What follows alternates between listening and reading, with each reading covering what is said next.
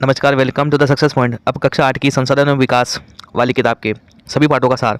पहला पाठ संसाधन। प्रत्येक वस्तु जिनका उपयोग आवश्यकताओं को पूरा करने में किया जाता है कहलाते हैं संसाधन। किसी विचार अथवा आविष्कार पर एकाधिकार क्या कहलाता है? पेटेंट। कौशल करने अथवा वस्तु बनाने का नवीनतम ज्ञान क्या कहलाता है? प्रौद्योगिकी। संसाधनों के कितने प्रकार हैं? 3 प्रकार के होते हैं, प्राकृतिक, मानव निर्मित और मानव संसाधन। प्रकृति से बिना अधिक संशोधन के उपयोग में लिए जाने वाले संसाधन कौन क्या कहलाते हैं? तो प्राकृतिक संसाधन कहलाते हैं, जिसको डायरेक्ट प्रकृति से प्राप्त हम कर लेते हैं। प्राकृतिक संसाधनों को विस्तृत रूप से किन प्रकारों में विभक्त किया गया है? नवीकरणीय और अनवीकरणीय। जिन संसाधनों को शीघ्रता से बनाया जा सकता है और पुनः पूरित किया जा सकता है क्या कहलाते हैं? नवीकरणीय। जिन संसाधनों के भंडार सीमित है तथा उन्हें नवीकृत होने में हजारों साल लग जाते हैं क्या कहलाते हैं? अनवीकरणीय, जिसमें पेट्रोल डीजल आते हैं। पवन ऊर्जा, सौर ऊर्जा, बायोमास किस प्रकार के संसाधन है? नवीकरणीय। डीजल, पेट्रोलियम, प्राकृतिक गैस, कोयला आदि किस प्रकार के संसाधन है? अनवीकरणीय। प्राकृतिक पदार्थों का मूल स्वरूप बदलने से तैयार संसाधन क्या कहलाते हैं? मानव निर्मित संसाधन। संसाधनों का सतर्कतापूर्वक प्रयोग तथा उन्हें नवीकरण के लिए समय देना क्या कहलाता है? संसाधन संरक्षण। संसाधनों के उपयोग की आवश्यकता एवं भविष्य के लिए उनके संरक्षण का संतुलन बनाना क्या कहलाता है? सतत पोषणीय विकास, यानी कि पर्यावरण को नुकसान पहुंचाए बिना। भूमि, अगला पाठ है भूमि, मृदा, जल, प्राकृतिक वनस्पति व वन्य जीवन संसाधन। भूपृष्ठ के कुल का भाग का कितना % भाग भूमि है? लगभग 30% भाग पर जमीन है, बाकी जल है। पृथ्वी के पृष्ठ पर दानेदार कणों के आवरण की पतली परत को क्या कहते हैं? मृदा। तापमान परिवर्तन, प्राणियों, वनस्पति क्रियाकलापों से पृथ्वी की अनावरित शैलों का टूटना और क्षय होना क्या कहलाता है? अपक्षय। मृदा परिच्छेदिका की मोटाई कौन निश्चित करता है? समय। ह्यूमस निर्माण की दर को कौन प्रभावित करता है? वनस्पति, प्राणीजात और सूक्ष्मजीव। पौधों के बीच की अनावरित भूमि को जैव पदार्थों से ढक देना क्या कहलाता है? मल्च बनाना। तीव्र ढाल वाली भूमि को चौड़े व समतल क्षेत्र में बदलकर कृषि योग्य बनाना क्या कहलाता है? वेदिका फार्म। तटीय प्रदेशों व शुष्क प्रदेशों में पवन गति को रोकने के लिए लगाई जाने वाली वृक्षों की कतारें क्या कहलाती है? रक्षक मेखलाएं। पृथ्वी पर अलवणीय जल की मात्रा कितने % है? 2.7%। एक या एक से अधिक परितंत्रों की पारिस्थितिकी एकता की रक्षा के लिए नामित किया गया प्राकृतिक क्षेत्र जो है वो क्या कहलाता है? तो वो कहलाता है राष्ट्रीय उद्यान। अगला क्वेश्चन, वैश्विक नेटवर्क के द्वारा जुड़े रक्षित क्षेत्रों की एक श्रृंखला जिसे संरक्षण व विकास के बीच संबंध को प्रदर्शित करने के इरादे से बनाया गया है क्या कहलाती है? जीवमंडल या बायोस्फीयर्स। भारत की कौन सी नदियों का डेल्टाई क्षेत्र पेट्रोलियम उत्पादक माना जाता है? कृष्णा व गोदावरी का। विश्व का पहला जल विद्युत उत्पादन करने वाला देश कौन सा है? नॉर्वे। विश्व का पहला सौर ऊर्जा व पवन ऊर्जा चालित बस अड्डा कहाँ पर है? स्कॉटलैंड में। ऊर्जा के गैर परंपरागत ऊर्जा के स्रोतों में कौन शामिल हैं? सौर ऊर्जा, पवन ऊर्जा, ज्वारीय ऊर्जा आदि। भारत में थोरियम खनिज कहाँ से प्राप्त होता है? केरल में मोनाजाइट बालूरेत से। भारत का प्रमुख परमाणु ऊर्जा केंद्र कलपक्कम कहाँ पर स्थित है? तमिलनाडु में। भारत का प्रमुख परमाणु ऊर्जा केंद्र तारापुर कहाँ स्थित है? महाराष्ट्र में। प्रमुख परमाणु ऊर्जा केंद्र केगा कहाँ पर स्थित है? कर्नाटक में। और राणा प्रताप सागर कहाँ स्थित है? राजस्थान में। भारत का प्रमुख परमाणु ऊर्जा केंद्र नरोरा कहाँ स्थित है? उत्तर प्रदेश में। और विश्व का सबसे बड़ा भूतापीय ऊर्जा का प्रमुख केंद्र कहाँ स्थित है? अमेरिका में, यूएसए। भारत में भूतापीय ऊर्जा संयंत्र कहाँ पर है? मणिकरण, हिमाचल व पूगा घाटी, लद्दाख में। विश्व का पहला ज्वारीय ऊर्जा संयंत्र कहाँ पर स्थापित किया गया है? फ्रांस में। भारत के किस क्षेत्र में ज्वारीय ऊर्जा की प्रचुर संभावना है? कच्छ की खाड़ी में। जैविक अपशिष्ट को किस माध्यम से ऊर्जा में परिवर्तित किया जा सकता है? बायोगैस को। खनिज और ऊर्जा शक्ति संसाधन, अगला पार्ट। खनिजों को कितने भागों में बांटा गया है? 2 भागों में, धात्विक और अधात्विक खनिज। वे पदार्थ जो विद्युत तथा उष्मा के सुचालक होते हैं तथा उसमें चमक होती है क्या कहलाती है? तो वे सभी क्या कहलाती है? धातुएं कहलाती है। अगला प्रश्न है धात्विक खनिजों के कितने प्रकार होते हैं? 2, लौह और अलोह। ठीक है। चूना, पत्थर, संगमरमर, नमक, बलुआ पत्थर, जिप्सम आदि किस प्रकार के खनिज हैं? अधात्विक खनिज कहलाते हैं ये। खनिज ईंधन जैसे कोयला, पेट्रोलियम आदि किस प्रकार के खनिज हैं? अधात्विक खनिज हैं। खनिजों का निष्कर्षण कितने प्रकार से किया जा सकता है? 3 प्रकार से, खनन, प्रवेधन व आखनन। पृथ्वी के अंदर दबी छेलों से खनिजों को बाहर निकालने की प्रक्रिया क्या कहलाती है? खनन कहलाती है। पेट्रोलियम व प्राकृतिक गैसों का निष्कर्षण किस विधि से किया जाता है? प्रवेधन। पृथ्वी की सतह के निकट स्थित खनिजों को किस प्रक्रिया के द्वारा खोद कर निकाला जाता है? उसे क्या कहा जाता है? आखनन। विश्व में बॉक्साइट का सबसे बड़ा उत्पादक देश कौन सा है? ऑस्ट्रेलिया। कालगुरली और कुलगाड़ी का संबंध किस खनिज से है? सोना से। कंप्यूटर उद्योग में उपयुक्त होने वाला सिलिकॉन किस अयस्क से प्राप्त होता है? क्वार्ज से। एल्यूमिनियम किस अयस्क से प्राप्त होता है? बॉक्साइट से। खनिज किस प्रकार के संसाधन हैं? अनवीकरणीय।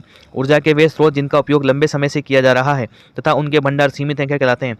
परंपरागत स्रोत, जैसे कोयला, पेट्रोल, डीजल आदि। अंतर्हित धूप के नाम से कौन सा खनिज जाना जाता है? कोयला। कोयले से प्राप्त विद्युत को क्या कहा जाता है? तापीय ऊर्जा। झरिया, धनबाद व बोकारो कोयला उत्पादक क्षेत्र कहाँ पर स्थित है? झारखंड में। देश का प्रसिद्ध कोयला उत्पादक क्षेत्र रानीगंज कहाँ पर स्थित है? पश्चिम बंगाल में। किस खनिज को काला सोना कहते हैं? पेट्रोलियम और इसके उत्पादों को। बॉम्बे हाई का संबंध किससे है? पेट्रोलियम क्षेत्र से। अगला पार्ट है कृषि। लैटिन शब्द एग्री का अर्थ क्या होता है? मृदा। लैटिन शब्द कल्चर का अर्थ क्या होता है? कृषि करना। पौधे से परिष्कृत उत्पाद तक के रूपांतरण में कितने प्रकार की आर्थिक क्रियाएं सम्मिलित होती है? तो 3 प्रकार की। अगला क्वेश्चन, प्राकृतिक संसाधनों का उत्पादन व निष्कर्षण किस प्रकार की क्रियाओं में आता है? प्राथमिक क्रियाओं में। प्राकृतिक संसाधनों का प्रसंस्करण करना किस प्रकार की क्रियाओं में आता है? द्वितीयक क्रियाओं में। प्राथमिक व द्वितीयक क्षेत्र को सेवा द्वारा सहयोग किस प्रकार की क्रियाओं द्वारा दिया जाता है? तृतीयक। यातायात, बीमा, बैंक, विज्ञापन आदि किस प्रकार की क्रियाएं हैं? तृतीयक क्रियाएं। पशु, कृषि व पशुपालन किस प्रकार की क्रिया है? प्राथमिक क्रियाएं। रेशम कीटों का वाणिज्यिक पालन किस प्रकार की कृषि में शामिल है? सेरिकल्चर। विशेष रूप से निर्मित तालाबों व पोखरों में मत्स्य पालन किस प्रकार की कृषि में शामिल होता है? पिसिकल्चर। मछली पालन पिसिकल्चर कहते हैं। अंगूरों की खेती को कहते हैं विटिकल्चर और अंगूर की खेती को अन्य किस नाम से जाना जाता है? द्राक्षा कृषि।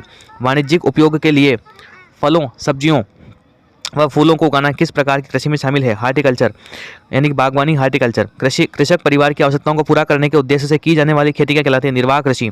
स्थानांतरित व चलवासी पशुचारण किस में शामिल है? आदिम निर्वाह कृषि में।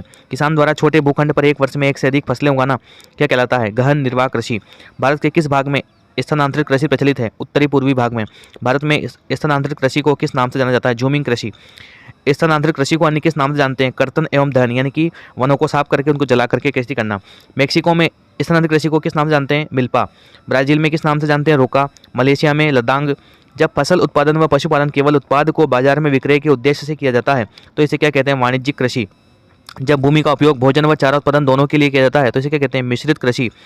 जिस कृषि में बड़े पैमाने पर श्रम व पूंजी की आवश्यकता होती है ऐसी जो कृषि है उसको बोलते हैं रोपण कृषि। ठीक है। चाय, कहवा, रबड़, कपास, गन्ना, केला आदि किस प्रकार की कृषि का उदाहरण है? रोपण कृषि के। विश्व में सर्वाधिक प्रयोग की जाने वाली खाद्य फसल कौन सी है? चावल। चावल उत्पादन में कौन सा देश अग्रणी है? चीन। भारत में गेहूं किस ऋतु में उगाया जाता है? शीत ऋतु में। भारत में उगाया जाने वाला प्रमुख मोटा अनाज मिलेट कौन सा है? बाजरा, ज्वार और रागी। मक्का को अन्य किस नाम से जानते हैं? कॉर्न। विश्व में सर्वाधिक मक्का उत्पादन किस देश में होता है? अमेरिका में। सुनहरा रेशा किसे कहते हैं? पटसन को। सूती वस्त्र उद्योग के लिए महत्वपूर्ण कच्चा माल कौन सी फसल है? कपास। विश्व में कॉफी उत्पादन में अग्रणी देश कौन सा है? ब्राजील। उद्योग। अगला पाठ है उद्योग। आकार के आधार पर उद्योगों को कितनी श्रेणियों में बांटा गया है? 2, लघु व बृहद। जिन उद्योगों में दस्तकारों द्वारा हस्तनिर्मित उत्पादों का निर्माण होता है उसके कहलाते हैं कुटीर उद्योग। स्वामित्व के आधार पर उद्योगों के कितने प्रकार हैं? 3, निजी, राज्य अथवा सार्वजनिक व संयुक्त अथवा सहकारी। उभरते हुए उद्योग किस नाम से जाने जाते हैं? सनराइज उद्योग। किस प्रक्रिया में धातुओं को उन अयस्कों द्वारा गलनांक बिंदु से अधिक तपाकर निष्कर्षित किया जाता है? प्रगलन। टिस्को की शुरुआत कब हुई? 1907 में। टाटा स्टील में। और आधुनिक उद्योगों को मेरुदंड किसे कहा जाता है? आधुनिक उद्योगों का मेरुदंड किस उद्योग को कहते हैं? इस्पात उद्योग को। स्वतंत्रता से पहले भारत में कितने इस्पात कारखाने थे? 1, टिस्को। टाटा आयरन एवं स्टील कंपनी लिमिटेड की स्थापना कहाँ पर की गई? साक्ची, झारखंड में। साक्ची को वर्तमान में किस नाम से जानते हैं? जमशेदपुर। पिट्सबर्ग किस देश का महत्वपूर्ण इस्पात नगर है? संयुक्त राज्य अमेरिका का। टेक्सटाइल शब्द की उत्पत्ति लैटिन भाषा के किस शब्द से हुई है? टेक्सियरे, जिसका अर्थ है बुनन। वस्त्र उद्योग का कच्चा माल किसे कहा जाता है? रेशे। अगला क्वेश्चन, देश में प्रथम वस्त्र उद्योग कहाँ पर शुरू किया गया था? फोर्ट ग्लेस्टर, कलकत्ता, 1818 में। जापान का मैनचेस्टर किसे कहा जाता है? ओसाका। देश की पहली सफल यंत्रीकृत सूती वस्त्र मिल कहाँ पर स्थापित की गई? मुंबई में, 1854 में। भारत का मैनचेस्टर किसे कहते हैं? अहमदाबाद, गुजरात को।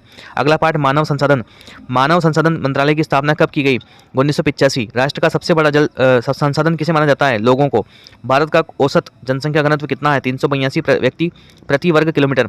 संपूर्ण विश्व का औसत जनसंख्या घनत्व कितना है? 51 व्यक्ति प्रति वर्ग किलोमीटर। उन वर्षों की संख्या जिसमें औसत व्यक्ति के जीवित रहने की आशा की जा सकती है क्या कहलाती है? जीवन प्रत्याशा। किसी क्षेत्र विशेष में लोगों का आना जाना क्या कहलाता है? प्रवास। एक देश के जन्म दर व मृत्यु दर के बीच का अंतर क्या कहलाता है? प्राकृतिक वृद्धि दर। वे लोग जो देश छोड़ते हैं क्या कहलाते हैं? उत्प्रवासी। वे लोग जो देश में नए आते हैं क्या कहलाते हैं? अप्रवासी। तो इस प्रकार से ये सभी जो समकालीन भारत वाली जो किताब है उसके सभी पाठों का सार हमने देखा। तो आशा करता हूँ वीडियो आपको अच्छा लगा होगा। मिलते हैं नेक्स्ट वीडियो में। धन्यवाद।